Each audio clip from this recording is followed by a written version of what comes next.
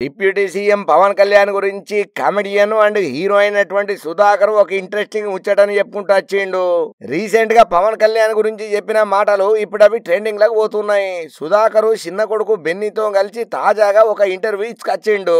ఇక అందులో మాట్లాడుకుంటా పవన్ కళ్యాణ్ నన్ను అన్నయ్య అని పిలిచేటోడు, అట్లనే నా వైఫ్ ని వదిన అని పిలుస్తా ఉండేటోడు, మాతో ఎంతో అన్యోన్యంగా ఆప్యాయంగా ప్రేమగా మెదిలేటోడు. అదే విధంగా నాకు కూడా పవన్ అంటే మస్తు ఇష్టం, మా బెన్నికి కూడా పవన్ అంటే మస్తు ఇష్టం. చిరంజీవి అంటే మా స్నేహితుడిగా ఎంత ప్రేమ ఉంటుందో పవన్ కళ్యాణ్ అంటే కూడా మాకు అంతే ప్రేమ ఉంటది. అట్లనే డిప్యూటీ సీఎం అయిన తర్వాత పవన్ కి ఫోన్ చేసి కంగ్రాట్ చెప్పిన, దాంతోనే పవన్ చాలా ఆనందపడ్డాడని చెప్పిండు. ఇప్పుడు ఈ మాటలు పవన్ ఫ్యాన్స్ ల జోసును తెప్పిస్తున్నాయి.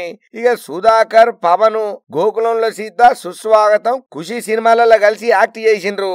ఇక 3 సినిమాలు ఘన విజయం సాధించినాయి. గత కొన్ని సంవత్సరాలుగా పాపం సుధాకర్ అనారోగ్యం బారిన పడుతుండడు మన అందరికీ తెలిసిన విషయమే.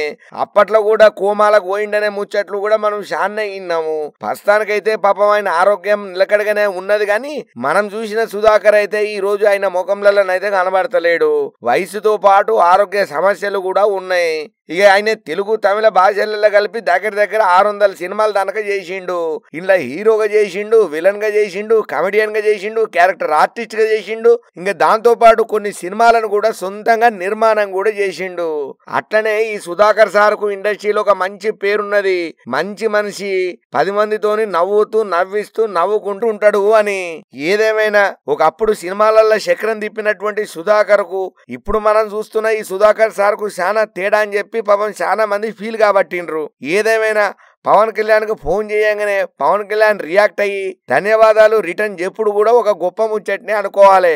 ఎందుకంటే ఎదిగే కొద్దీ ఒదిగి ఉండమనే సామెత పవన్ కళ్యాణ్ కి ఎగ్జాక్ట్లీ సరిపోతుంది. కొంతమంది కొన్ని పదవులు రాగానే, కొంత డబ్బు రాగానే, కొంత ఇంకేమన్నా అధికారాలు చేత పట్టంగానే నువ్వెంత వాడెంత నేను చూడు నన్ను చూడని చెప్పి కాలర్ ఎగరెత్తుంటారు. కానీ పవన్ కళ్యాణ్ ఎంత ఎదిగినా సుతం పాత జ్ఞాపకాలను, పాత మిత్రులను, తనతో కలిసి పని చేసిన వాళ్ళను ఎవరిని కూడా మర్చిపోడనేది మళ్ళొక పారి ఇప్పుడు సుధాకర్ సార్ చెప్పిన దాన్ని బట్టి అయితే నిరూపణ అవుతున్నది.